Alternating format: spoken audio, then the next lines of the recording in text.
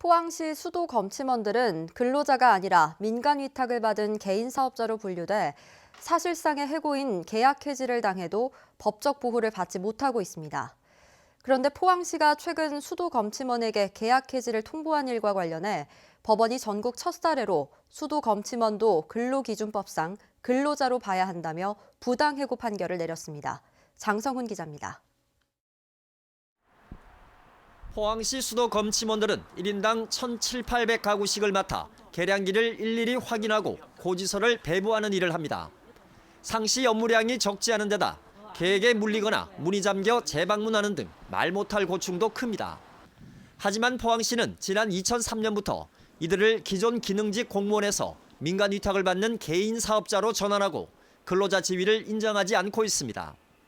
때문에 최저임금은커녕 업무 중에 다쳐도 치료비를 받지 못하고 10년 이상 근속해도 퇴직금조차 없습니다.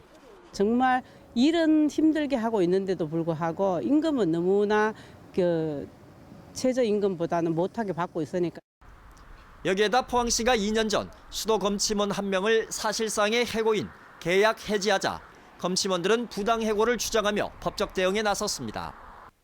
이에 중앙노동위원회는 포항시가 업무를 지휘 감독한 점 등에 밀어 수도 검침원은 근로기준법상의 근로자에 해당한다며 일방적인 계약 해지는 부당해고라고 판정했습니다. 포항시가 이에 불복해 제기한 행정소송에서도 법원은 최근 같은 취지의 판결을 내렸지만 포항시는 복직 등 근로자 지위 인정에 따른 후속 조치를 하지 않았습니다. 포항시는 현재 1심 판결에 불복해 이행 강제금을 내면서까지 상급법원에 항소했는데 노조 측은 시민 세금을 낭비하는 무책임한 행정이라며 규탄 시위를 이어가고 있습니다. 또 포항시가 인력 충원도 없이 퇴직자의 업무를 나머지 검침원들에게 가중시키려고 하면서 계약 해지를 들먹이며 협박했다고 주장했습니다. 행정소송을 통해서도 포항시가 패소하고 근로자성이 인정됐습니다.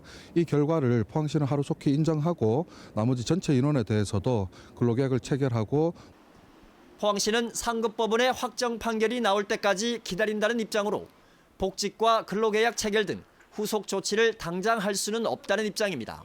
우리 노무사 있지 않습니까? 네. 이런 부분에 또 자문을 다 구해서 하는 거다 보니까 2심 소송이라 하는 부분하고 또 그다음에 기타 거기에 나중에 소송 결과에 따라서 현재 수도 검침원들의 열악한 노동 환경은 전국의 대다수 지자체들이 마찬가지입니다.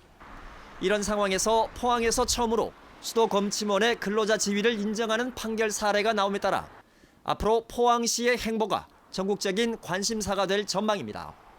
MBC 뉴스 장성훈입니다.